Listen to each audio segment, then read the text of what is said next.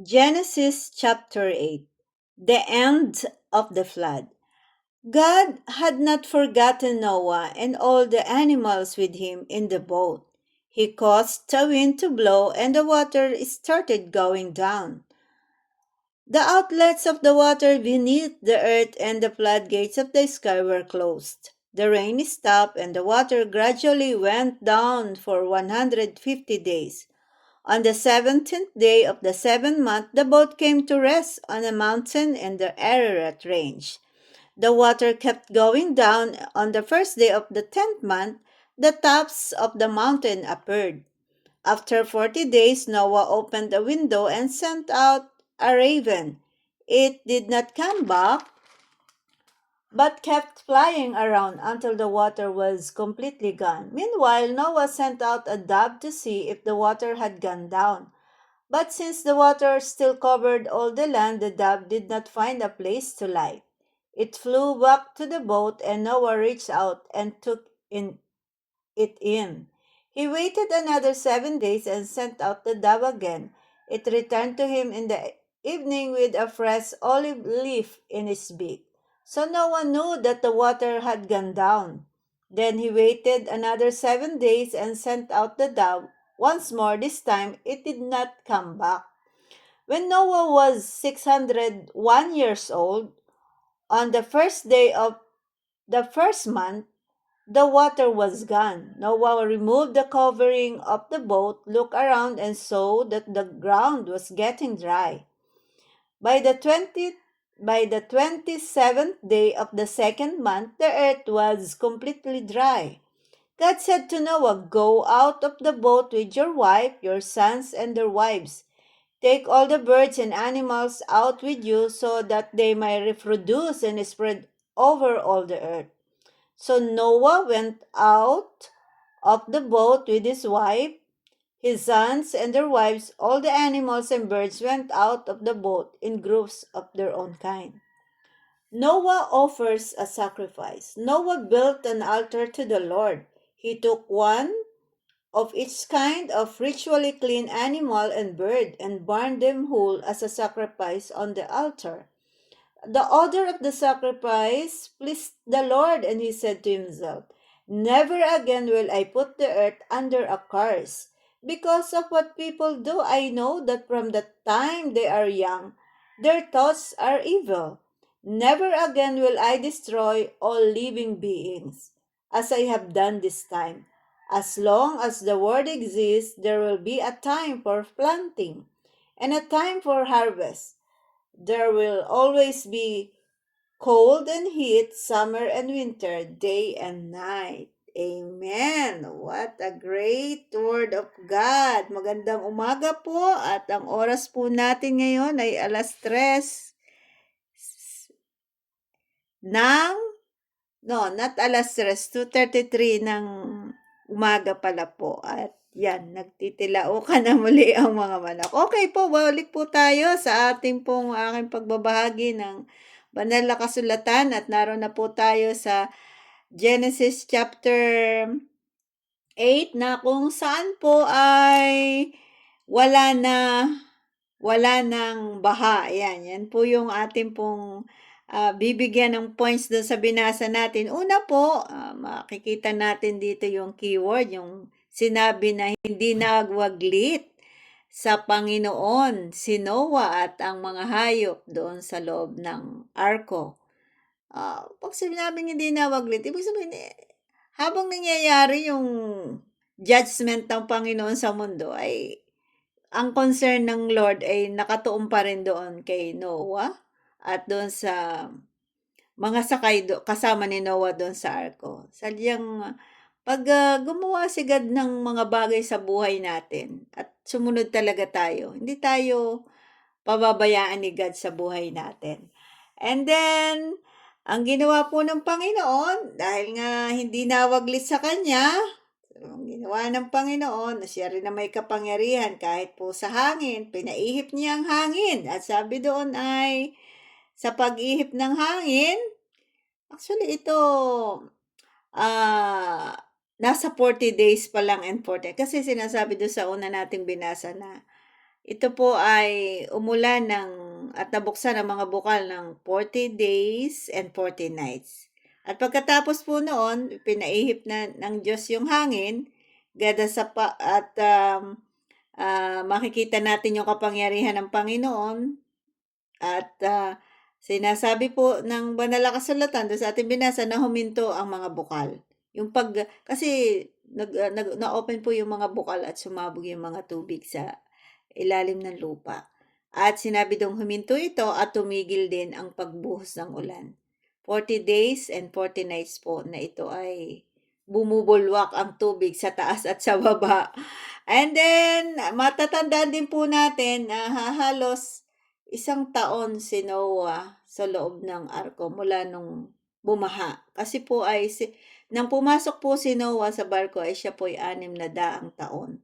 So makikita pa lang po natin kahit po sa pagsasalaysay ng Genesis, doon sa creation, sa baha kay Noah, yung mga detalye, ang mga details ay nagpapakita na talagang may totoong nangyaring baha talaga.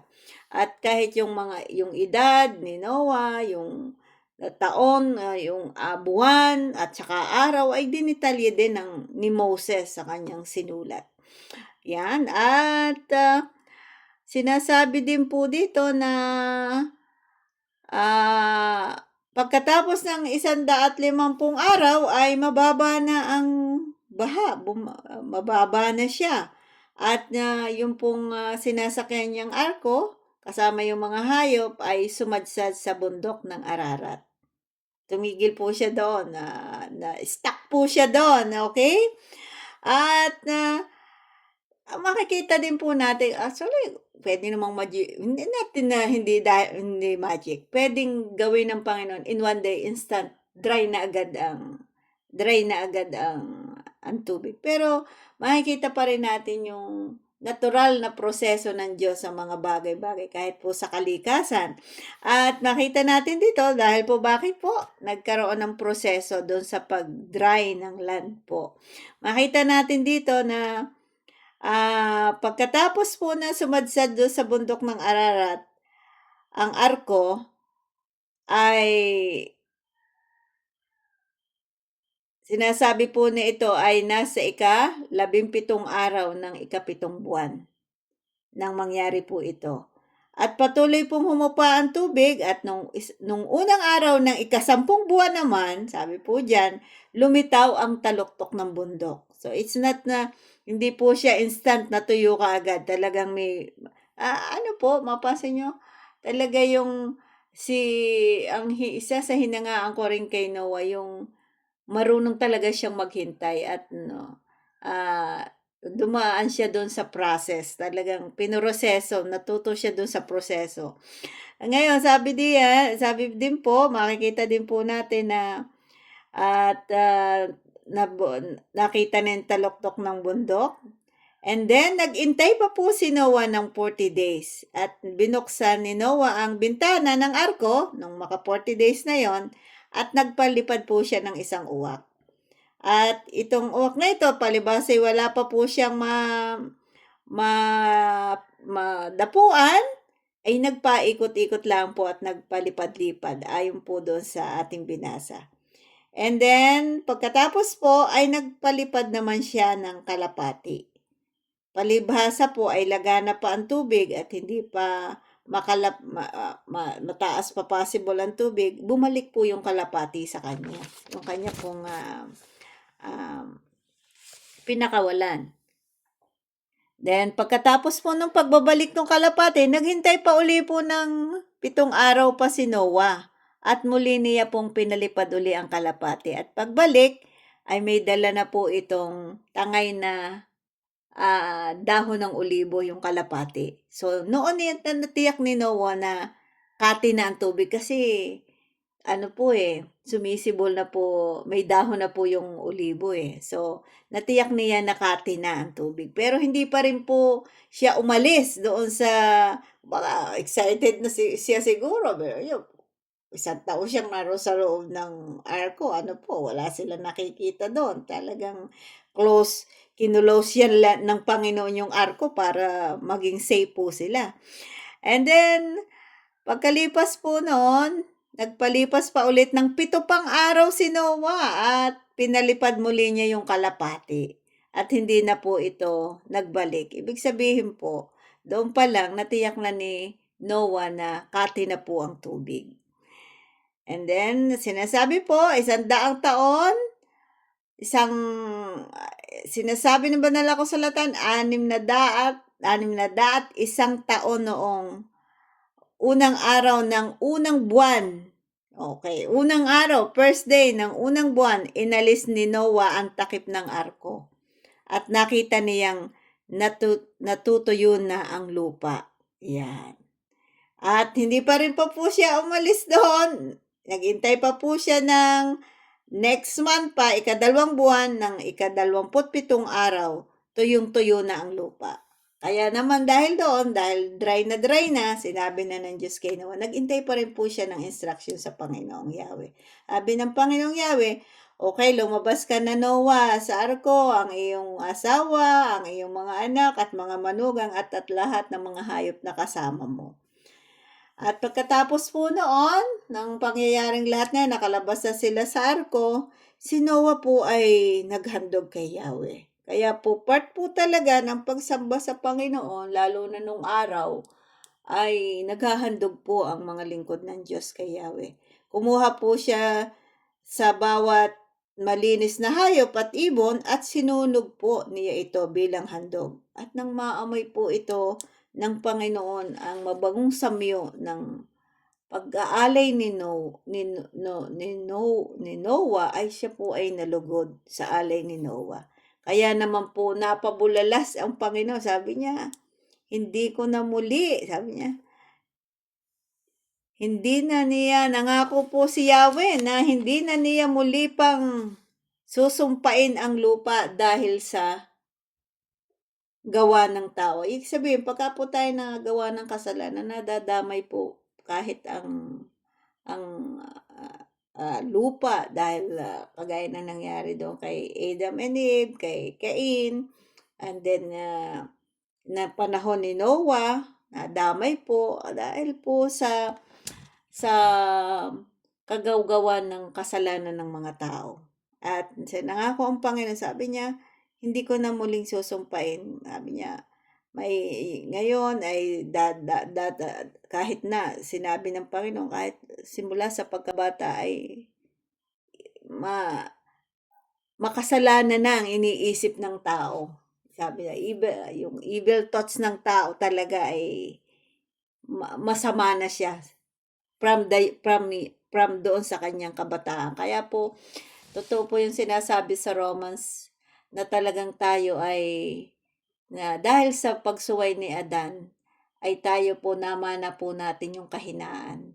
So ang kasalanan ay meron pong power na tayo ay sumunod sa kanya. Kaya po kahit bata pa, nakakagawa na po ng mali ang mga tao. At pag hindi po ito na-control o hindi siya na-train ng mga magulang, lalo pa po siyang sumasama at nakakagawa ng mga maling gawain. So, ayan po, kaya po niya hindi ko na magkakaroon, sabi niya, magkakaroon ng tagtanim, panahon ng pagtatanim, pag-aani, magkakaroon ng tag-ulan, darating ang tag-init, taglamig, ang araw at taggabi ay hindi na mapapatid at nangako ang Diyos na yon. At dahil yun sa isang Noah na natutong sumamba kay Yahweh at maglingkod ng tunay kay Yahweh. Kaya pagka tayo po ay tunay na pasasakop sa Diyos at tayo pikikilala sa Panginoong Yahweh, ay talagang tayo po ay mapapabuti ang ating mga buhay. Dahil lagi pong may blessing kapag ang Diyos ay nalulugod sa atin at tayo po'y sumasamba sa Diyos, ay talaga pong may kalakip din pong blessing ang Panginoon sa atin. So, that's all for now po at magandang umaga po sa atin and I'll see you on Genesis chapter 9.